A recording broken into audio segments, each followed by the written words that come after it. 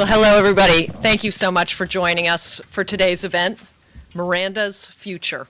I'm Caroline Fredrickson. I'm the Executive Director of the American Constitution Society for Law and Policy. And for those of you who are in the room who may not be familiar with ACS, we are a national network of lawyers, law students, law professors, policymakers, and judges that is dedicated to promoting the vitality of the U.S. Constitution and the fundamental values it expresses: individual rights and liberties, genuine equality, access to justice, democracy, and the rule of law. Well, there are very few constitutional rights that enjoy such a central place in our popular culture as the rights that were first articulated in the Supreme Court's 1966 Miranda versus Arizona decision. And anyone these days who's watched a single episode of Law & Order or CSI can probably recite to you the warnings to suspects about the right to remain silent or the right to counsel. But recently, changes to Miranda procedures have been discussed in the national security context. And indeed, our Attorney General, Eric Holder, has even suggested that the Obama administration might be open to considering modifications to Miranda. Against this backdrop of potential change, we pause today to ask some very significant questions. What are the arguments for and against such changes? Is there a demonstrated need for additional flexibility in the first few days after capturing a suspected terrorist? Or is this really a solution in search of a problem? Is there a danger that proposed policy changes in the national security context will bleed over into the domestic criminal justice arena? Is this part of a larger reconsideration of Miranda rights, particularly when viewed in tandem with the Supreme Court's recent decision in Berghuis versus Tompkins, which now requires a suspect to affirmatively voice a desire to remain silent? These are very difficult questions, but we could not have a better panel of experts to answer them. I have the great pleasure of introducing today's moderator, Professor Aziz Hoque. Enumerating Professor Hoque's credentials would take literally hours. So I am going to be very brief, and you can consult the handout for further background on Aziz. Aziz is an assistant professor of law at the University of Chicago Law School. He has published on a broad array of constitutional, national security, and human rights issues, and was co-author of a book, Unchecked and Unbalanced: Presidential Power in a Time of Terror.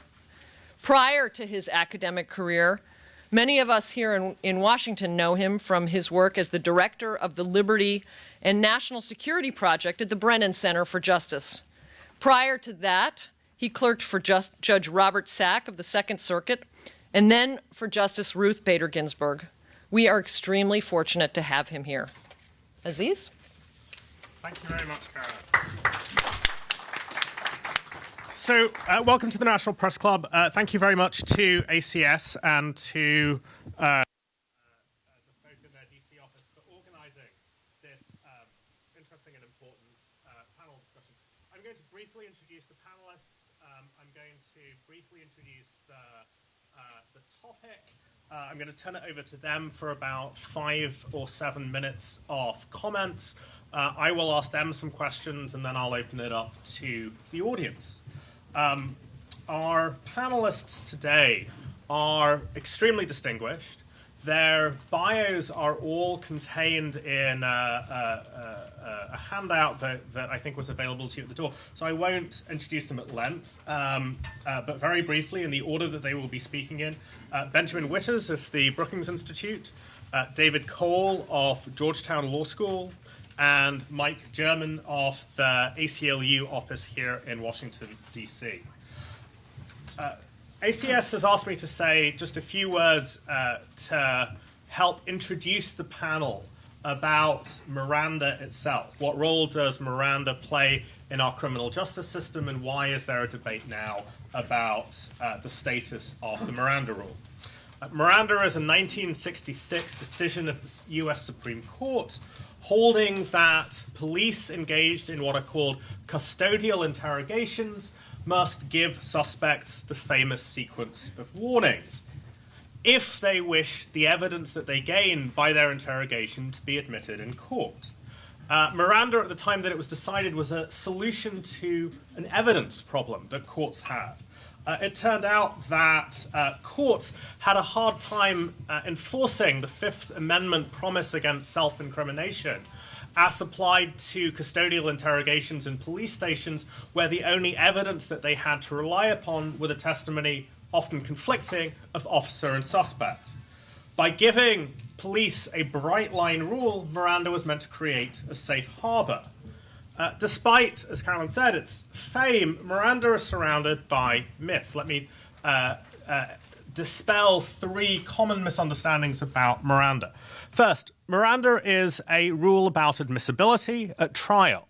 It is not a rule about what kind of questioning can be allowed, although there are other constitutional rules that regulate questioning.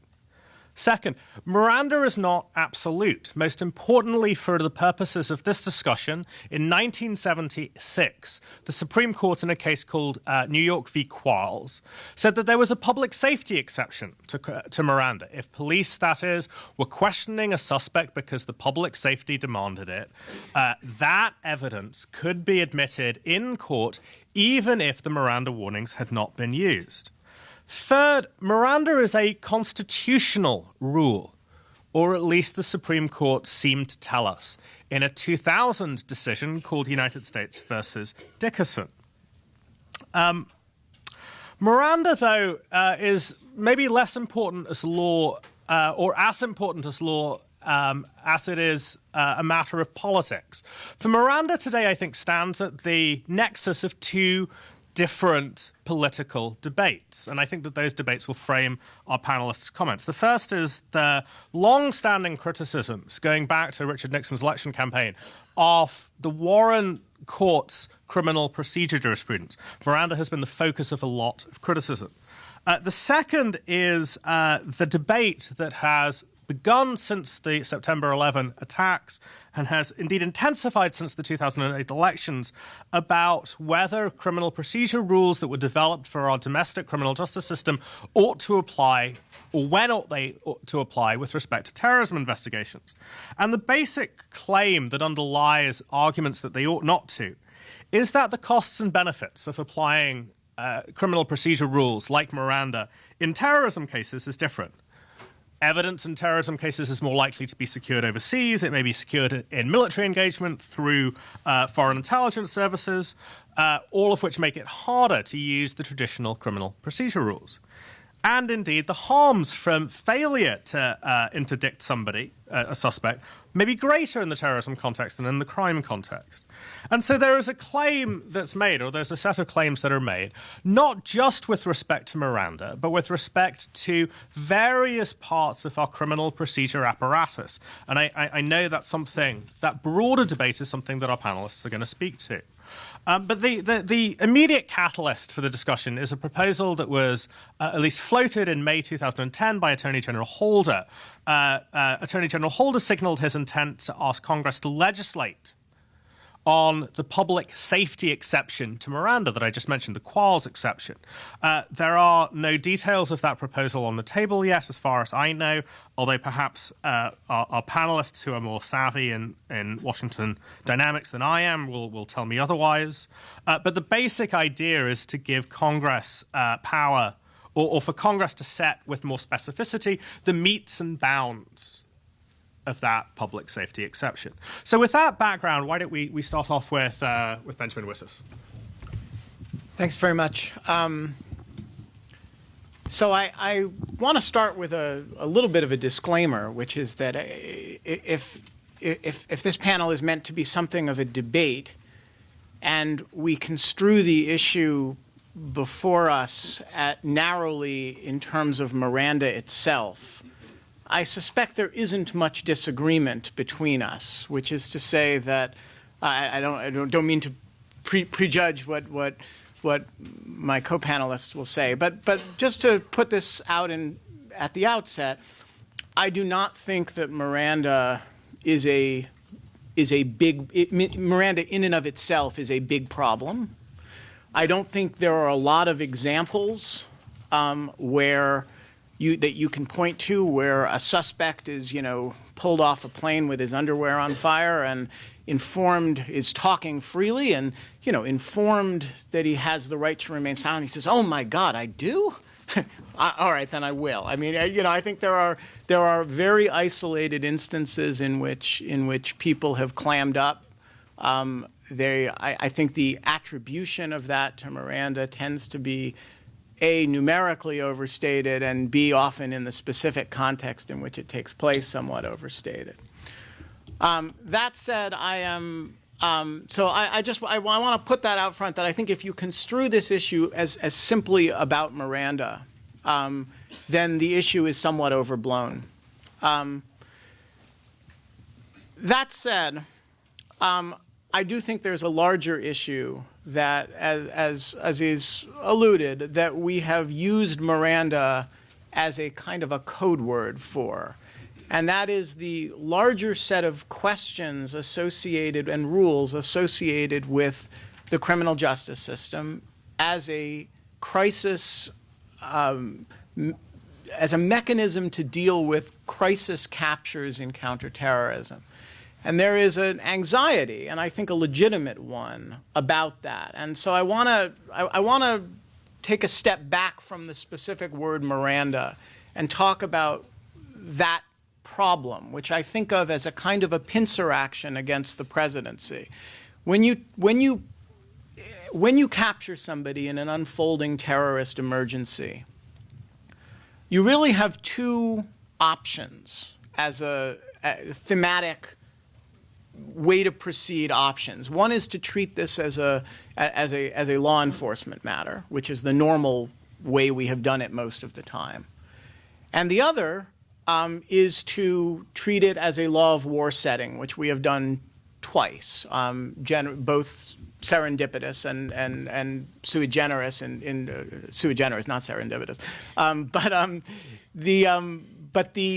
You have really only those two options. Now, you have a deep conflict in your own interests in the person that you've just captured. On the one hand, you know by the circumstances of the capture that that person has information that you absolutely cannot afford not to get. And you also know that the process that may or may not lead you to most efficiently get that information could gravely compromise your ability to make a long-term criminal case against the person. And so we've had presidents and attorneys general and officials try both ways. And here's the problem, which is that they get hammered whichever they do. So in the circumstances in which we have treated these people as law enforcement suspects, including the last two, Mr. Shahzad and I'm sorry? Not Zazi, Abdul Muttalib. You have an immense public outrage and political criticism of the administration for proceeding according to the regular order. And that outrage is regrettable, but it's also understandable because you've taken somebody who clearly has very time-sensitive information, and you've informed them, by the way, you have the right not to be helpful here. Please, feel free to not give us that information. And there is something seemingly maladaptive about that as a behavior. On the other hand, the other way, the other option, which was pursued twice, really, in the last administration, interestingly, both times in circumstances in which the criminal justice option had sort of collapsed on itself. But the Padilla example and the lesser, the less public case that ended up in the Fourth Circuit, in both of those cases, you treat the person as an enemy combatant, you facilitate a long-term lawyerless interrogation, and there are enormous legal consequences for that, including in both cases that the eventual criminal sentence that you got was much less than the person probably warranted. You also take enormous political heat for that. And so I do think, broadly speaking, the circumstances of the first, call it, few days of a capture in a crisis detention environment domestically is a subject that warrants some policy attention. And I'm sympathetic to the Attorney General for wanting to direct that attention, with the caveat that Miranda is really the wrong vocabulary to discuss that. And I'd like to just put out what I think the right vocabulary is, which is the question of how quickly you have to get that person in front of a magistrate.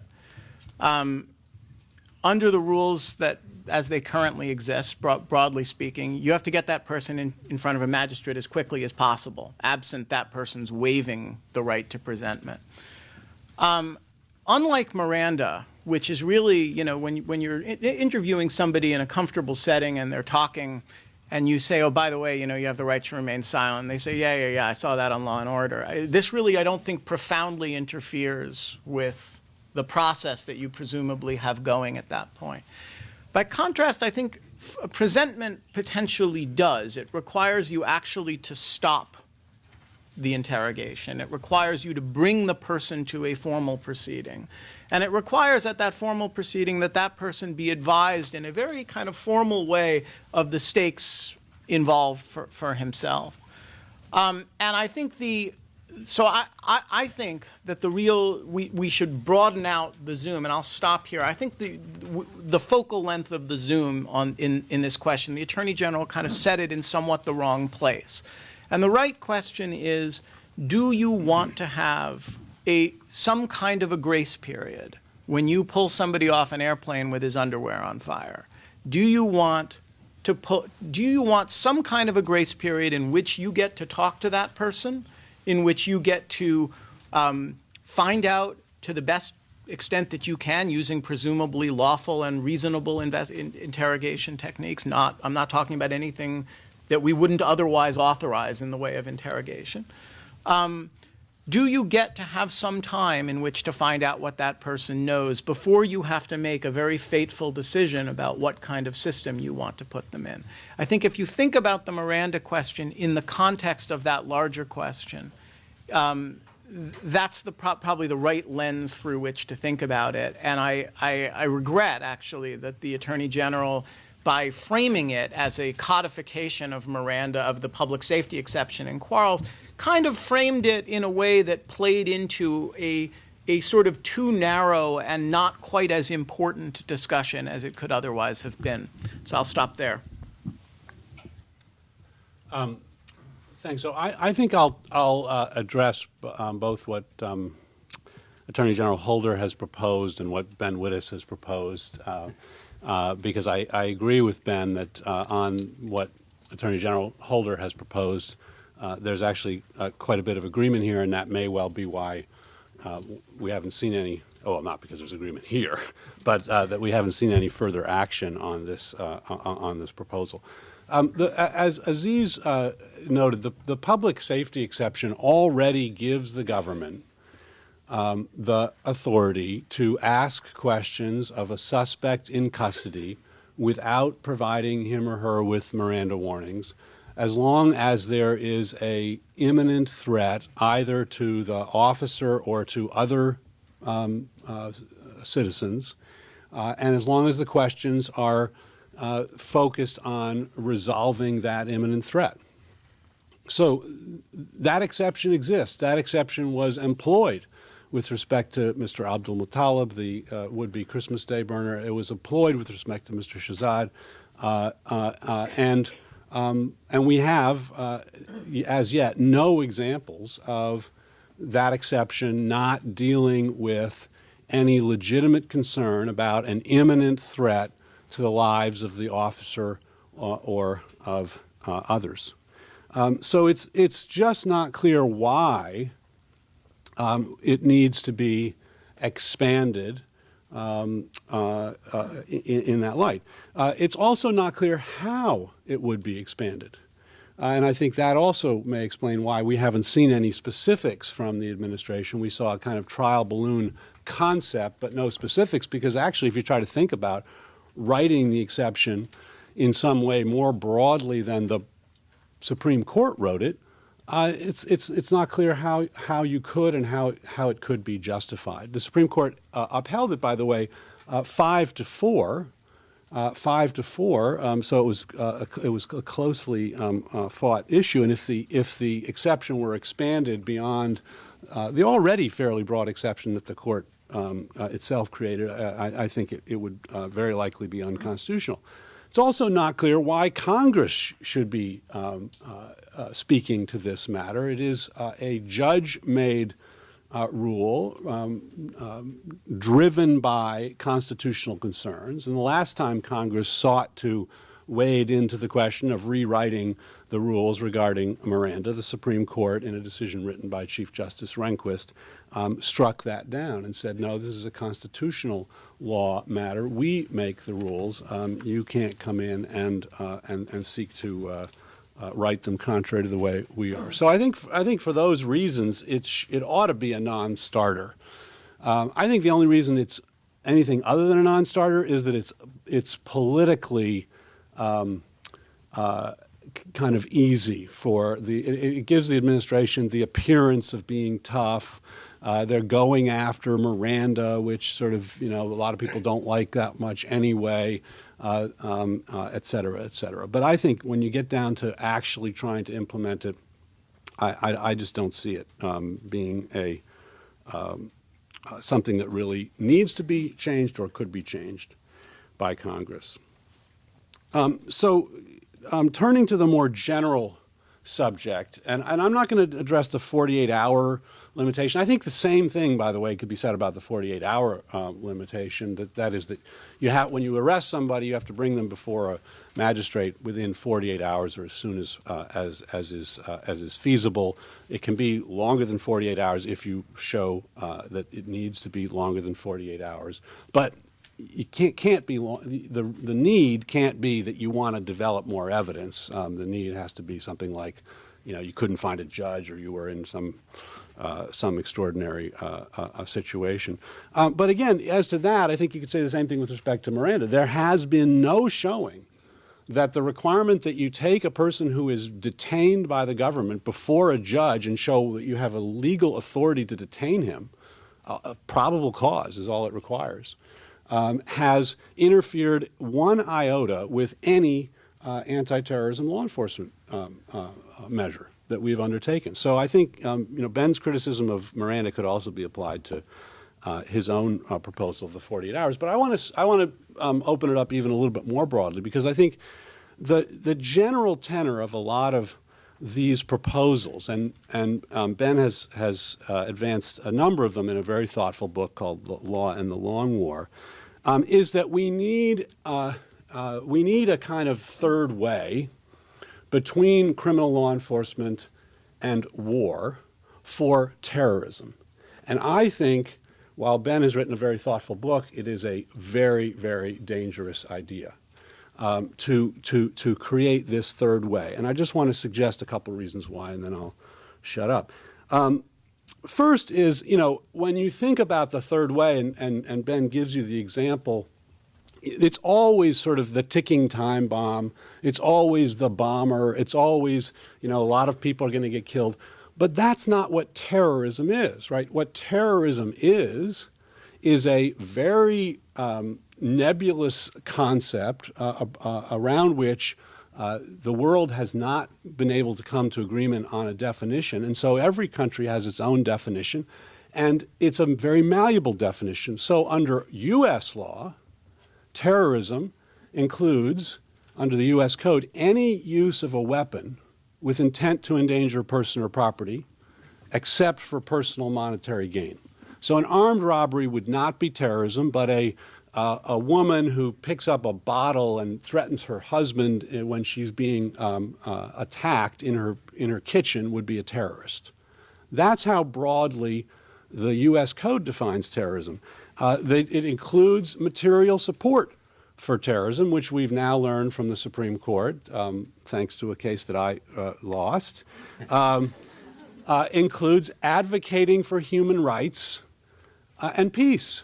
That's terrorism under our. So if you create a third way for terrorist cases, it's not going to be limited to the ticking time bomb. It's inevitably going to expand, as the terrorism concept itself already has expanded, to cover all kinds of things that no sort of common sense person would describe as terrorism. Second, even if you could define terrorism, there's the slippery slope problem of, well, if you can do this for terrorists, why don't we do it for other serious crimes that impose equally severe dangers and costs on our society? Why not organized crime? Why not serial murderers? Why not rapists? Why not drug gang kingpins? These measures are not going to, if they're adopted in this third way for terrorism, it's very easy to see how the argument would be, let's extend them. And in fact, that's what we've seen in other countries where they've attempted to create third way alternatives for terrorism, principally the UK. Inevitably, those have been expanded to apply much more broadly and often to all crimes.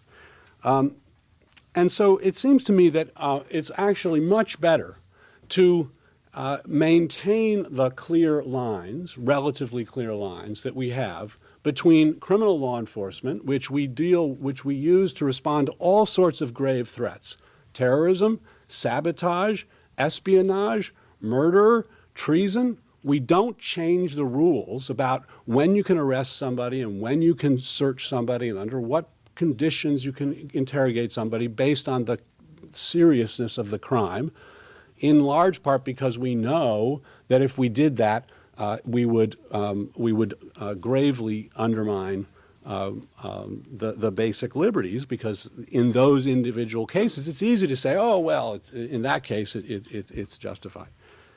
So I think it's important to maintain that criminal law enforcement line and insist that the same system applies to all crimes, and recognize that we have two linked emergency response measures that are also open to us. One is war, a military response, and when an attack comes on the scale of 9/11, a military response is justified, and we've engaged in a military response for 8 years now in response to those attacks. But it's and you're using measures that are permissible under the extraordinary system of war. But it's important, I think, to keep that separate from the criminal law enforcement system. And the second sort of emergency exception we have, which I say is related, is habeas corpus.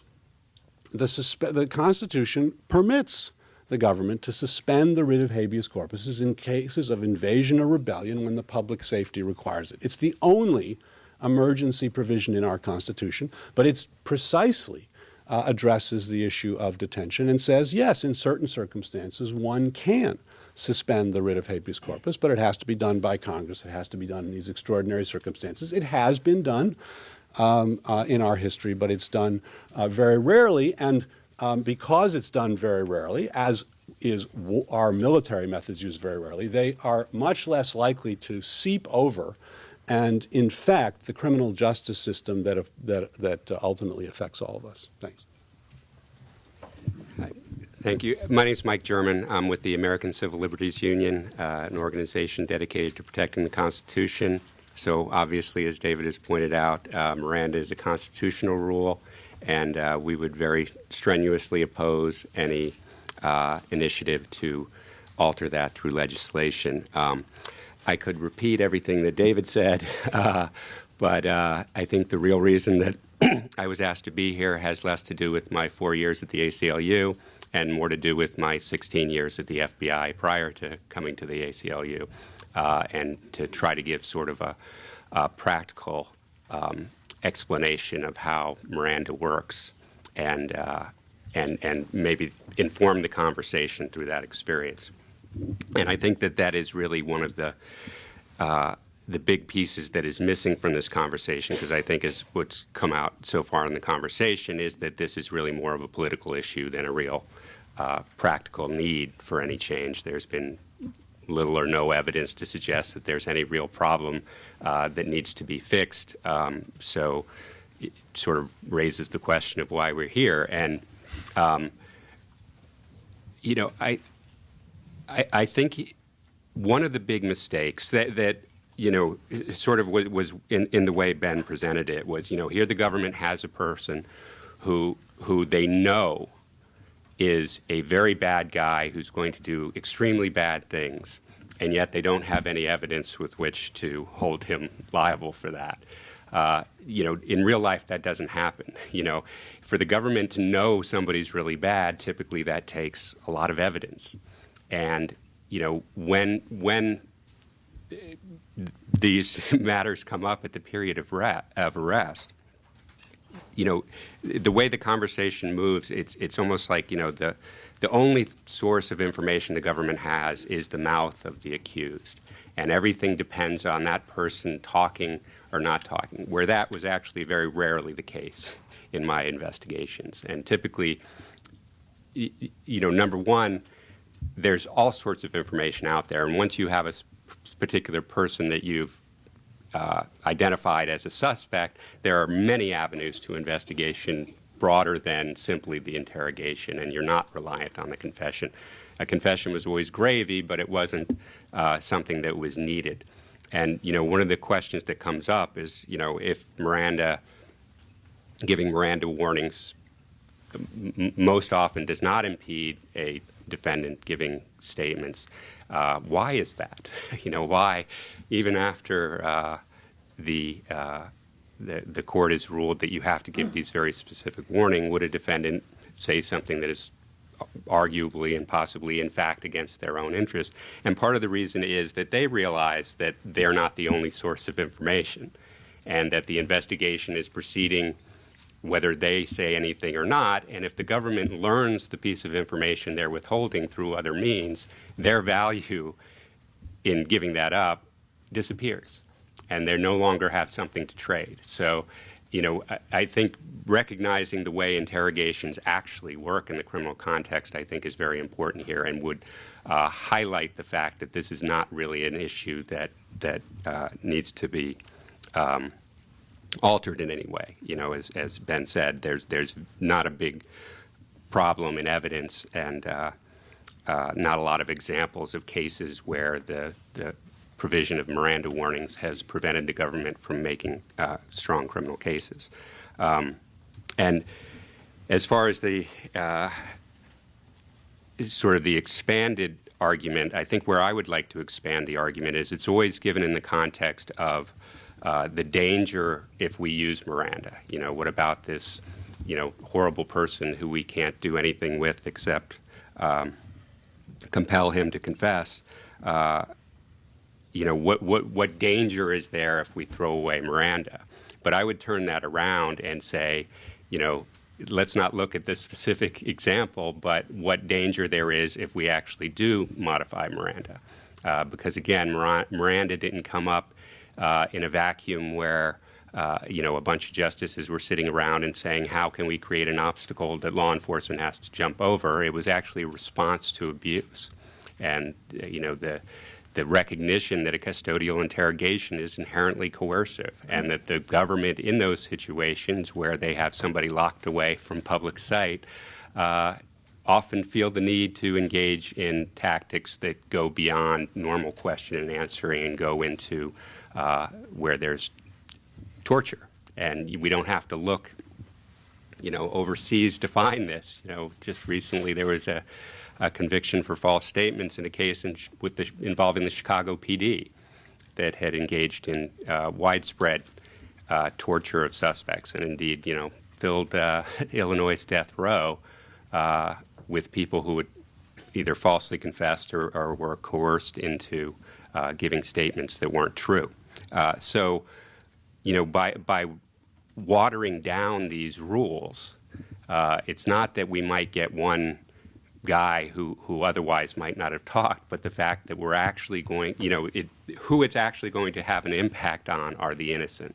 And, you know, I think that if we look back over the last 9 years, that's what we've seen, whether it's in Guantanamo or elsewhere, that once you've lowered the rules, it's no longer that person that the government knows is a terrorist, but that it's people that the government maybe suspects. And if your only mechanism then for finding evidence to fulfill that suspicion is by coercing a confession out of that person, then of course the interests or the compulsion on the interrogator will be to use those abusive techniques. So really, where this is, I think we have to sort of take a step back and say, what is the fundamental protection here that we're protecting, and whether making changes to that are necessary. And I would even go to the presentment stage that Ben has suggested, and even by his own test, I don't think the government has made a case that there is a big problem, or that there are a lot of examples where a presentment has proven to be an impediment to criminal justice system. And, I think the difficulties that we've had that are in many cases imposed, where my experience within the FBI working terrorism cases is that the criminal justice system was very robust and capable of handling terrorism investigations and terrorism prosecutions. And in fact, if you look at the past 9 years, over 400 terrorism convictions in criminal courts show that that is actually the more effective methodology than these other techniques that have been tried that have not shown that kind of success. And there's also this idea that there's this that somehow criminal justice techniques and interrogations aren't as effective as some kind of intelligence techniques and investigations. And again, maybe it's my background as an investigator, but I tend to be persuaded by evidence, and there's not a lot of evidence that's true either.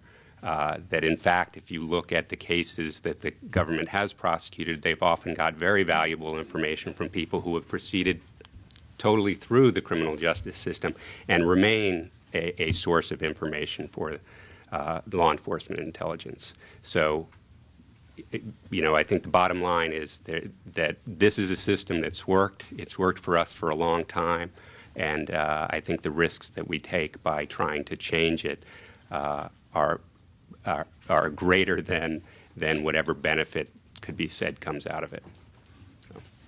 Thanks. So maybe what I can do is pick out two themes or two questions that maybe cut across the comments and pose those as questions to the three of you.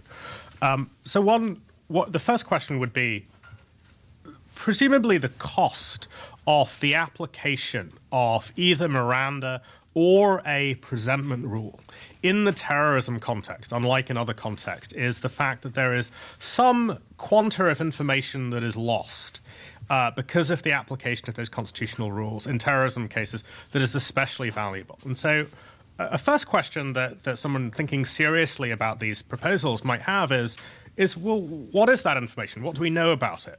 Are there examples of information that was either lost or gained in early interrogations? What if you were to have a legal regime that would recognize that loss? What kind of information would the legal regime be concerned about? Are you concerned about immediate possibilities of violence or terrorism that involve the loss of life that the person is directly involved with? Or are you concerned with knowledge about that person might have about a network, about an organization, but that's not connected to a specific act? And further, and this may be something that Mike in particular can speak to, how timely must action be to get that information? How long is it before an individual's information goes stale? So these are all questions about what the cost is in terms of the information that may be lost. And then the second question, this is picking up on something that David said. To what extent do we really have a bifurcated system between military and criminal regimes?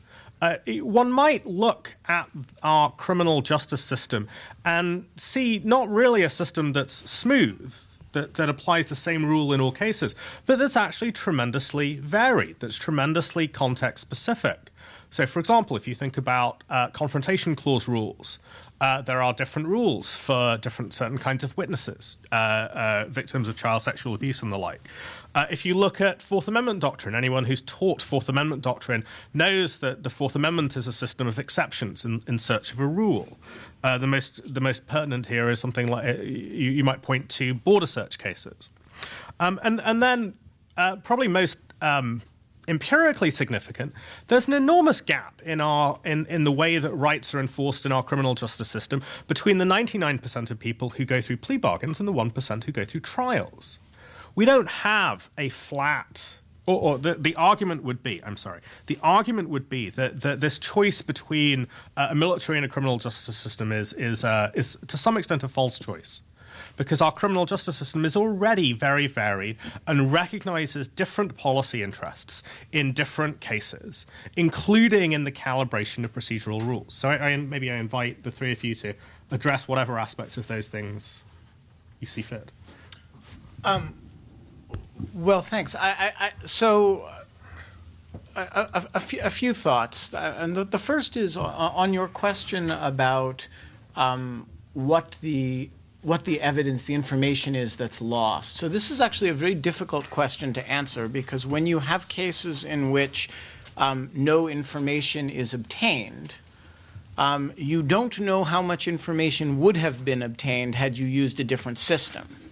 So, for example, Richard Reed, to my knowledge, who is the original shoe bomber, who very, very similar case to Abdul Muttalib, comes off a plane and basically refuses to speak.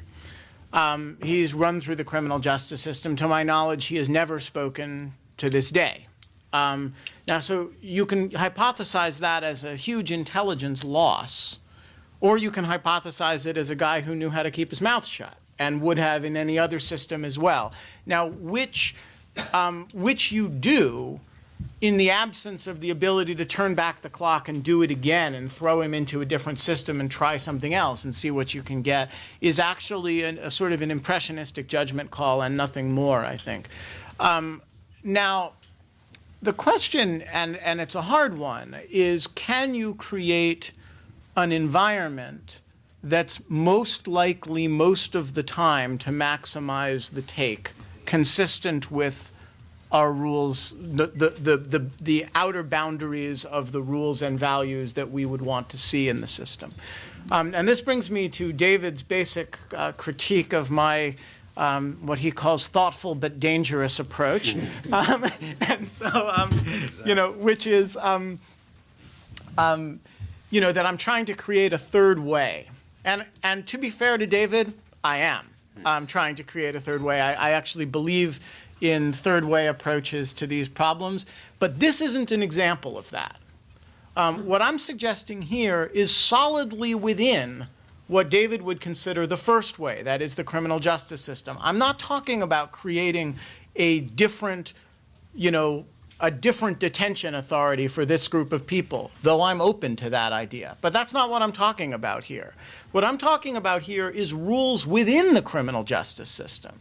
Rules that say that, as Aziz just described, that treat different cases a little bit differently, as we do in lots of other areas. We do not, the Supreme Court has said that the 48-hour rule is a presumptive constitutional, is the outer bounds beyond which they will entertain, after which they will entertain systemic challenges. They've never really been presented with a case in which the Attorney General personally certifies that there's an unfolding national security emergency and that this person, we have probable cause of a crime, and that this person has information that's essential to the safe and reasonable disposition of this national security emergency. And so can we have 72 hours or 96 hours instead of 48? That's a case they've never considered. And I don't think it's creating a new system to say that the criminal justice system might contemplate treating that situation a little bit differently than it did, the very garden variety cases in what is it, County of Riverside, right, where they articulate that 48-hour rule. And so I guess the first question is if you're talking about, and I don't want to run away from a third way, because I did write a very dangerous book about third way solutions to this. Thoughtful and dangerous. Thank you, David. But It's the worst kind. I prefer the unthinking. unthinking and dangerous. But I don't think of this as an example of third way solutions. I think of this as an example of, if you want to avoid the other types of things that I'd be willing to contemplate, you have to have a criminal justice system that's maximally flexible and maximally able to handle most of the cases. The right answer to this problem can't be that the president is damned if he does and damned if he doesn't. There has to be some socially agreed upon way to handle these cases in which we are not completely privileging one set of government interests over the other. They're both very legitimate sets of interests. So I guess I would resist the idea that this is an example of a third way thing. And that said, I can't tell you exactly what the intelligence costs are, because you only get to do each case once.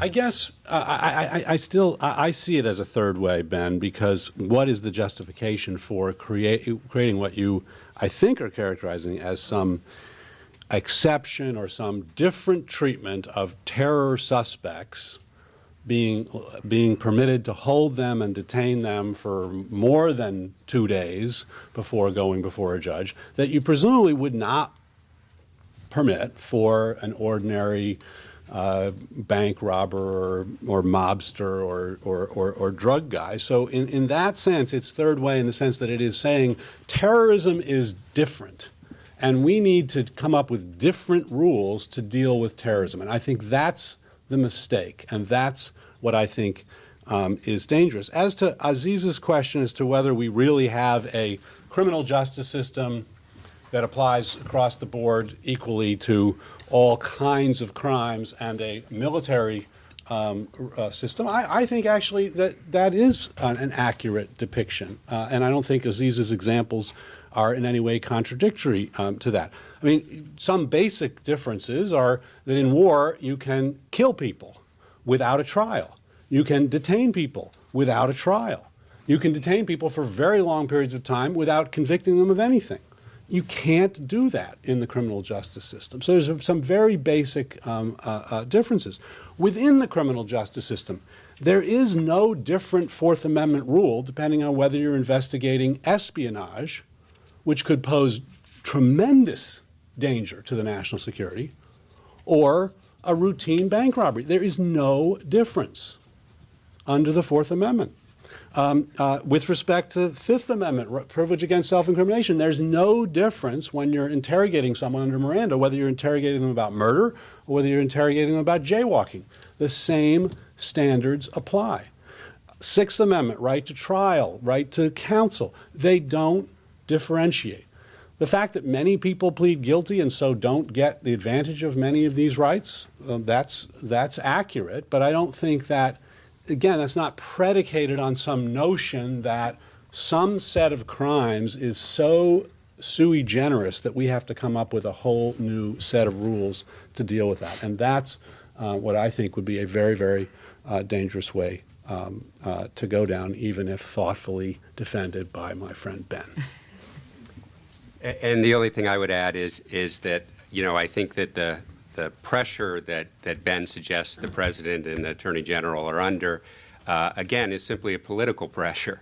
And if there is no substance behind the politics of the idea that there is some methodology that works better to get more effective information quicker, as opposed to, get false information or get information that is not helpful, then why should the response be, okay, we'll concede to your demands, rather than just pointing out that that dog doesn't hunt and that there is no evidence to suggest that these other methods would be better. And, while we don't know for sure whether torturing Richard Reed would have got him to give up good information, we have a wealth of historical information that demonstrates that coercion produces false confessions, whether we're talking recent history like the Chicago cases or going back to the Inquisition. So, part of this is all in this environment where there is some miracle intelligence here that we know how to glean, and it's always perfect and it's always right. And if only we can use these more coercive methods, we can use it, and that will be a better outcome than what has kept America safe for an awful long time is a robust criminal justice system that, as David and Ben both point out, does have enough flexibility to deal with particular cases. Just to clarify before we open the floor to questions, I believe that Ben wasn't suggesting anything, the adoption of coercive measures. I think he was suggesting and said measures under existing legal regime. Yeah, I mean, so what the rules for an interrogation should be, and whether you have time to conduct the interrogation uninterrupted, are utterly separate questions. And I mean, you can merge them. You can say you should have a grace period in which to conduct an interrogation, and you should, be free to use waterboarding. That's not the argument I was making. The argument that I was making is simply that there is some that the system as constituted right now in these very high stakes cases requires formal process and decisions before you would reasonably have finished conducting what will be a very high stakes interrogation with consequences far beyond the criminal justice system. It will include information that you could get that might affect targeting decisions for drones in Pakistan, for example. It could include information about other planes in the air with other people on them who are, these are not. So my point has nothing to do with interrogation methods. It simply has to do with with how much time before what sort of interruption is required of you should have in order to conduct whatever interrogation you're going to conduct. And I didn't mean to imply I was just saying, this other methodology, I mean, the reason that the court came up with the Miranda rule was because they realized that custodial interrogation is inherently coercive. No, understood. I just didn't want to. I just didn't want the audience left with the impression that I was suggesting that highly coercive methods were. And I'm sorry if I gave them that impression. Yeah, maybe one helpful fact to illuminate both of your points, or one helpful point of information is there have been 6 fairly detailed studies since the late 1980s on the rate of false confessions in the criminal justice system. And that's obviously with Miranda in place. And each of those studies has found non-trivial numbers of false confessions, including in capital cases, where police, let's call it induction, plays a significant role in the false confession. And so, one thing to think about is that in a criminal justice system that is quite bad at some instances at eliciting information accurately for the purposes of imposing punishment, what kind of adjustment of the rules do you want? Now, since this is the National Press Club, I believe the rule is that accredited members of the press, in the exercise of their First Amendment rights, that otherwise haven't been granted to them by the court. David Savage of the LA Times. A question for Mike and for David. When you were an FBI agent, was there a policy? Were you required to give Miranda warnings every time you picked up somebody to interrogate? In other words, was it a requirement or sort of an option? Because as you said, in a lot of cases, you don't need a confession. Right. And then David, too, did you think there's any requirement to give Miranda warnings? Obviously, there are interrogations that are in a non-custodial context, whether with a subject or with a witness, that don't require Miranda warnings. Miranda warnings are only required when you do an in-custody interrogation. They are required. For an in-custody interrogation on the subject matter on which they're in custody. And again, it's not that you can't ask questions. It's just that if you elicit some response, it can't be used. So you can continue to question them.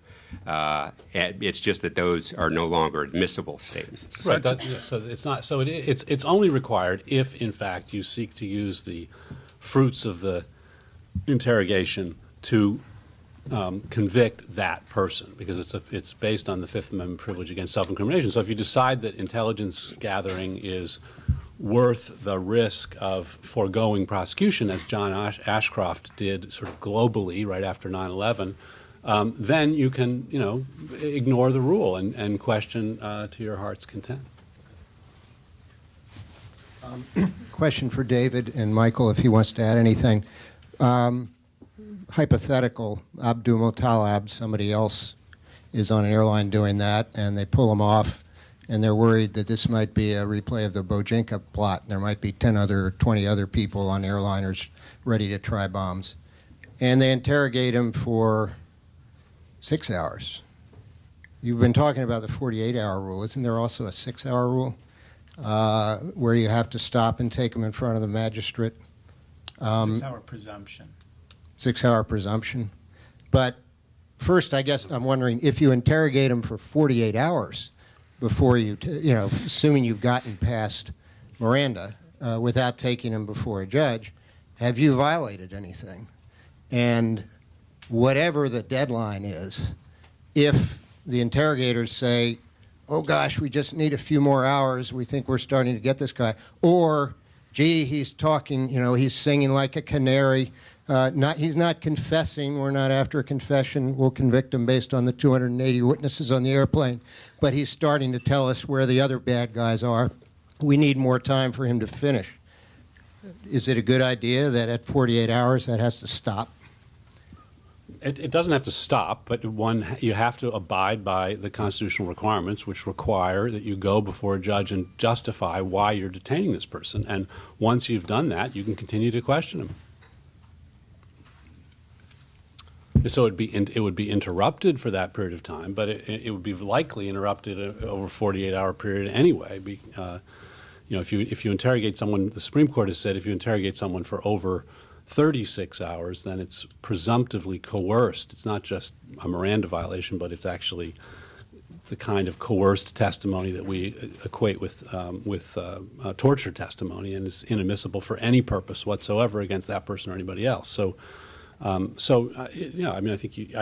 don't see the case for extending that 48-hour rule, and except where there are reasons why you legitimate reasons why you can't get the guy before a judge within that 48 hours.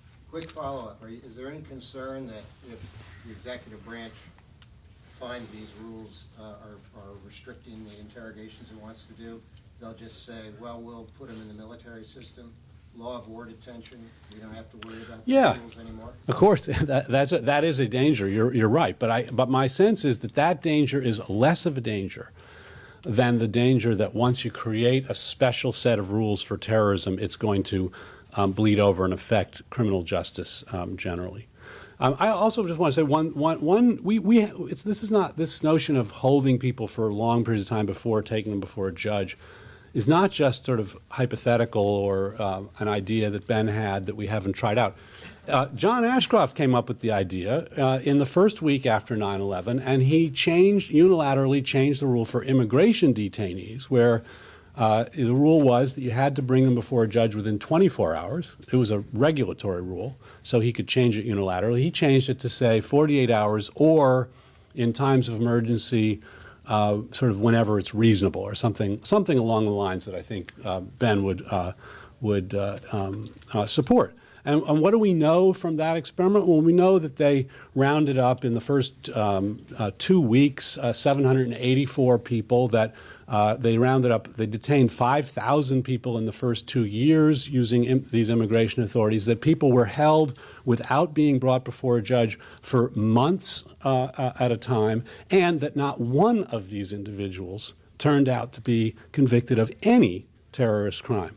So, you can come up with these examples of the bomber off the plane, but that's not how these things are going to work in practice. They're going to be applied broadly. They're going to sweep in people as to whom they don't have any good evidence, and you're going to have lots of people locked up and kept away from courts for long periods of time unjustifiably. So just to respond to that briefly, I actually think, I have less disagreement with David about the immigration roundup than on a lot of issues. I'm not, I don't want to speak in defense of that particularly.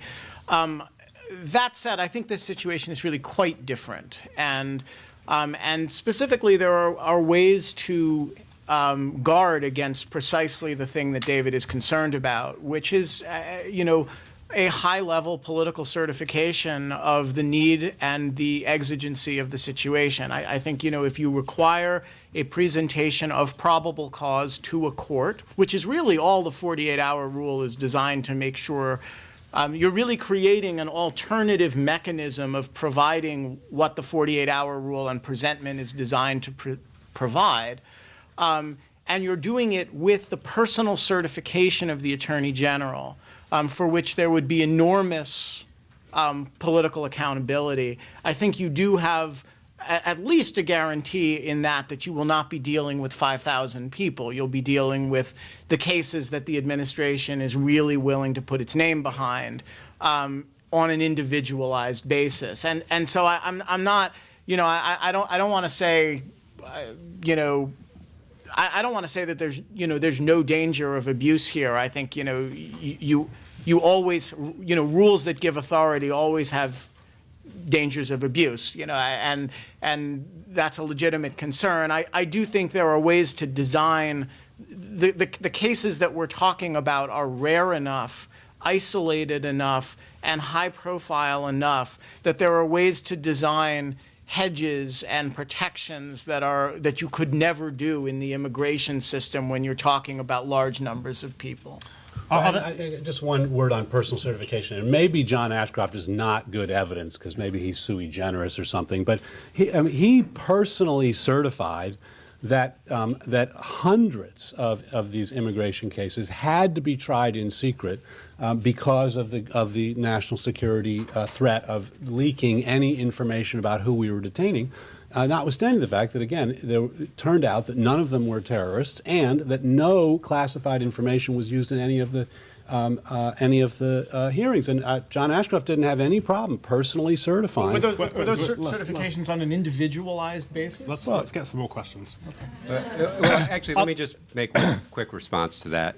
Sort of the implication in the question was that the presentment, again, creates some bar to further questioning, and that's simply not true, and it not true in a legal sense and not true in a practical sense. And for every case that you could bring up that says that this person stopped cooperating after a presentment, there are probably 10 others where a person started cooperating after a presentment or started cooperating more honestly after a presentment and had a talk with an attorney who said they have you dead to rights, you better start cooperating before your co-defendant does. Are there further questions from press? Thanks. Ryan Riley with mainjustice.com. Professor Cole, you sort of touched on this earlier, but I was wondering if you could expand on it. You said that Congress can't necessarily really define something like the public safety exception because it's been defined by the courts. Do you think there's a danger if Congress actually did try to get involved with this, that courts could limit the scope of the public safety exception? And then sort of for all the members of the panel, have you gotten any indications that any members of Congress or the White House have actually come out with proposals, concrete proposals on what a reform would look like, or is it just like you mentioned sort of a trial balloon? Well, I suppose there's always a risk that if Congress sort of goes too far, and the court perceives it as interfering with its prerogative, as it did in Dickerson, as it did in Bernie, that the court will respond by further constraining the administration. I don't think that's a huge risk with this court. I don't think this is a court that wants to constrain the administration on criminal justice enforcement generally, and not a court that has very, very strong commitments to Miranda, as the decision this term holding that you can only have a right to remain silent if you speak. Did you? I would tend to agree with that. I guess on your other question, I think there have clearly, it's more than a trial balloon. There have clearly been discussions. I think the New York Times reported at one point that those discussions were relatively advanced and focusing on presentment as well as Miranda. In a recent public speech, a relatively senior Justice Department official seemed to back off of that and seemed to suggest that they were much more narrowly talking about Miranda. And so I think there's clearly been discussions. I think it's probably more than a trial balloon, but I don't think there's imminent legislative action, at least not that I can detect. Do you think Congress has? Is that mostly just been the administration pushing that, or have you seen any members of Congress? There's definitely interest in Congress. So, David Ritkers, Cato Institute. I want to tie some things together here, talking about personal certification by an official of the government, and also something that Mr. Wittes said. You talked about third ways, and in a couple cases where the civilian law enforcement system had collapsed on itself, necessitating the military detention of a couple of people. I believe one of those you're referring to is Al-Mari. That's correct? Yes, Al-Mari and Padilla. Okay, so just to refresh everyone here on Al-Mari, Al-Mari was a sleeper agent for Al-Qaeda. could you keep your questions short? There's lots of questions. Okay. Al-Qaeda sleeper agent charged in civilian criminal court. And he was indicted with a possible maximum sentence of 115 or 125 years. And the same crime committed today, because of sentencing enhancements, would be 146 years. The government then asked the charges be dismissed with prejudice to use him as the poster child for domestic military detention. And he was subsequently released back to the courts, pled guilty, and got 8 years. So how is that a collapse of the prosecution, justifying the extraordinary measures, and in this case based on personal certification of a DIA official, and not the ad hoc creation of a third way of the kind that you might propose, and an unconstitutional one at that? I'm not entirely sure I understand the question, but when I said a collapse of the system, what I meant was that in both of the instances in which the Bush administration engaged in law of war detention domestically with respect to people captured domestically, there was so I'm not including Hamdi in this, for example.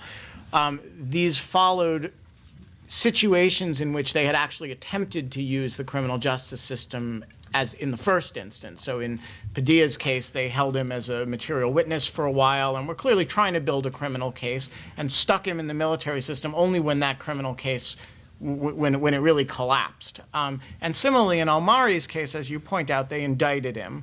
They pursued the case for some months, and then I think there was really, when they were on the point of losing that case completely, they sought its dismissal and moved him into the criminal system, and out of the criminal system. I don't think it's an example of a situation in which they arrested Al-Mari intending to use something other than the criminal justice system. They had sort of months of the criminal justice system first. That was the only point I was trying to make. So just before we get to this, but just as a point of information, my understanding as one of Al-Mari's counsel was that the criminal case was not on the point of collapse at the point that he was designated an enemy combatant. There was the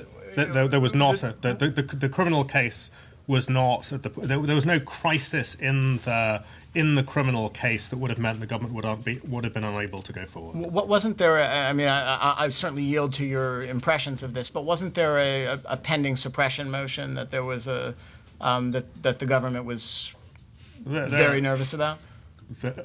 A pending suppression motion is not a collapse of the criminal process. Ma'am. Fair enough.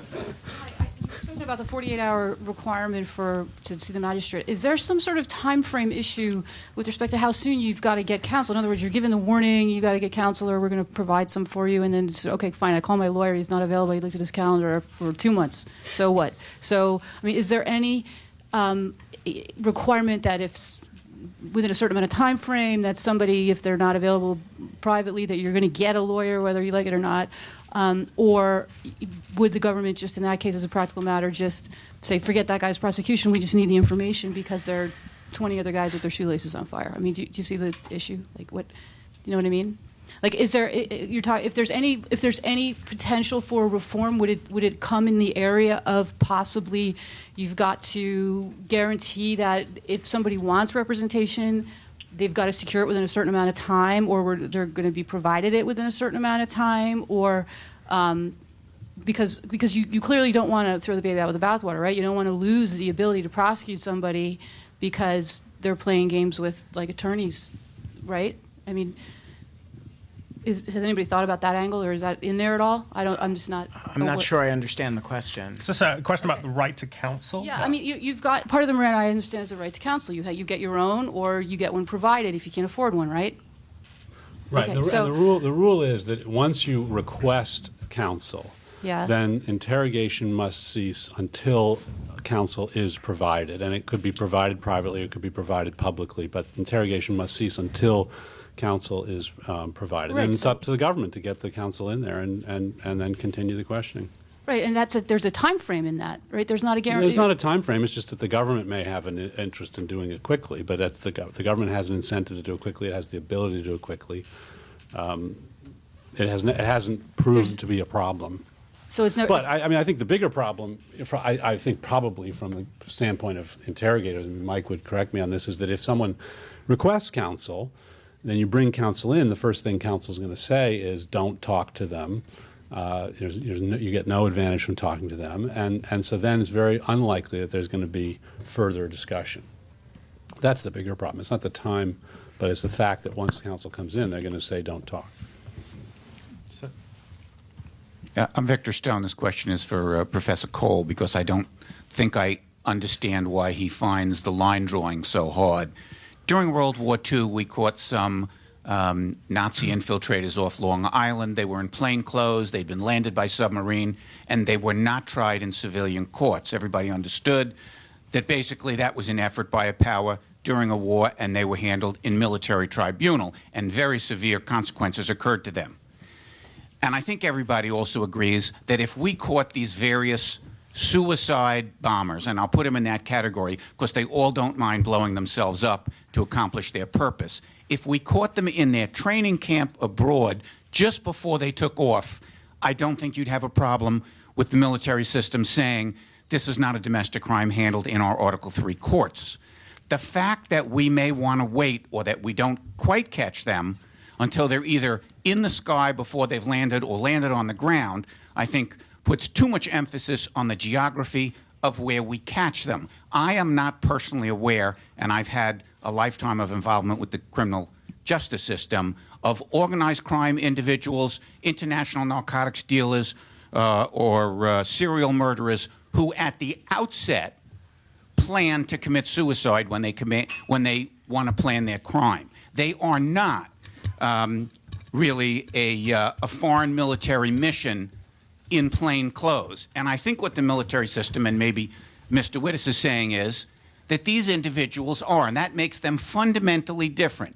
And just the way treason is handled differently and mentioned in the Constitution, I think what people are saying is when somebody comes here from a foreign land whose job is to undermine our country and our Constitution, then giving them the Article III rights overlooks the fact that matters of foreign relations and defense of the country are Article I powers, which initially start with the president, who's also the commander-in-chief. So that if the president wants to have a special procedure for them, that comes first. And the fact that we use FISA only in this narrow category of cases shows that we can draw lines. So I really don't understand why you think it's so difficult not to have a separate system.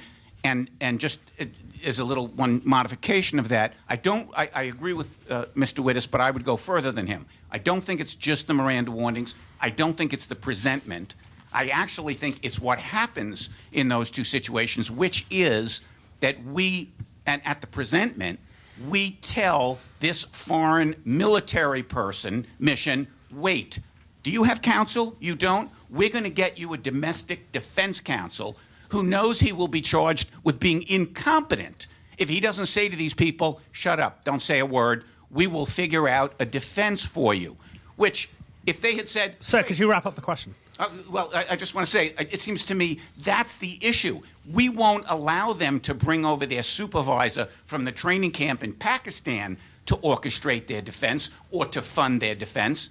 But our domestic system, which was set up for a different purpose, it's a good thing for people who want to live under our Constitution. Should that be the system when the president under Article 1 says, wait, they're not that kind of person? Why is that so hard for you to distinguish? So the predicate of your question is that individuals are attacking us militarily. And if individuals are attacking us militarily, I think it is within the ambit of lawfully available responses to the government to respond militarily. That's my view. But then you're governed by the laws of war. So, that's a permissible option. It may be not a very smart option in a particular instance. It may be an option that is likely to do more damage than good because, for example, if you try someone in a military commission today, given the way that Bush constructed the military commissions and given the universal criticism of those commissions, you're creating a kind of situation in which you give al-Qaeda the propaganda that it wants, you contribute to the martyrdom of these individuals, you undermine what is really our long-term goal, which is to isolate al-Qaeda from its potential supporters, et cetera, right? Those are strategic questions. But I think my point is only that there is a military response system that is governed by the laws of war that permits you to do things that you can't do in the criminal justice system. There is a criminal justice system. Some incidents can be proceeded against under either system. It's not like they're watertight and exclusive. There's some overlap, and those are strategic questions. But what I think is dangerous is, as I've said, to say, well, terrorism is somehow a sui generis problem, and therefore we have to come up with a whole different set of rules for criminal law enforcement, essentially, against terrorists. And that, I think, is where we don't want to go. A gentleman at the back had his hand up. I'm Officer Jason Rommel. I'm Washington, D.C. Metropolitan Police. Just a very brief observation from Mr. German. I would disagree with you in the fact that I think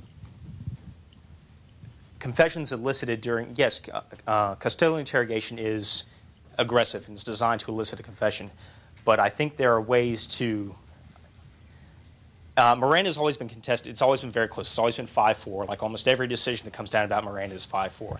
And so the reality is at any time with a conservative president long enough to make the right appointments, Miranda could swing the opposite way. And they could, within the next 10, 20 years, we could be saying that, you do not have to advise of one's Miranda decisions. And I think the conservative argument is just because you're not reminding somebody that they have these rights is not necessarily a violation of those rights. And so within that, what do you envision as the next step of the legal balance between respecting those rights without necessarily reminding someone that, oh yeah, you don't have to talk to us? Because I can think of several examples where I've brought someone into the interrogation room. They're ready to talk. They're swept up in the moment. They've just been snatched off the street. They're in handcuffs. Their mind's a squirrel. And had we not said, oh, by the way, you don't have to talk to us, we may have had a confession. And 90% of where Miranda issues come around, there is always the terrorism aspect, but the 90% of it is where the rubber meets the road is criminal court cases in municipal jurisdictions. And cases fail for dozens of reasons. Guns get lost, a bullet gets lost, a witness dies or is murdered or is intimidated into leaving the States. And had it not been for some of these confessions that were gained, that we could have had we not reminded them that, yes, you do have this right, perhaps that case would have gone forward and a guilty person would be in jail. So what do you guys think is possibly the next evolution? Were this to happen, were the right stars and the moon to line up and we had the right appointments and Miranda were to swing the other way, what do you possibly see as the next evolution of that? Well, you know, and thank you for the question, because it brings to mind something that I meant to say earlier. You know, one of the things about Miranda is that it's a good police practice. And in fact, the FBI was using the practice of giving these warnings long before there was a Miranda decision that required them to do it. And they did it because it's a good practice. It shows that a person is voluntarily waiving their rights, so it no longer has to be an argument in court. They're demonstrating that they're voluntarily waiving their rights. So, you know, I think, you know, speaking for the FBI that I worked in the first 14 years of my career, I would think that the FBI would continue, even if it was ruled no longer required, would continue doing it because it provides good evidence that can be used in court that the person was voluntarily waiving their rights and giving a non-coerced statement. So, you know, I think if, you know, going back and reading the Miranda opinion, I think, you know, brings out so many of the good reasons why this is simply a good practice, and that what we're protecting is so much more valuable, as the court said, than any one particular case. There are a number of studies, just to build on Mike's answer, of Miranda's longitudinal impact on conviction rates.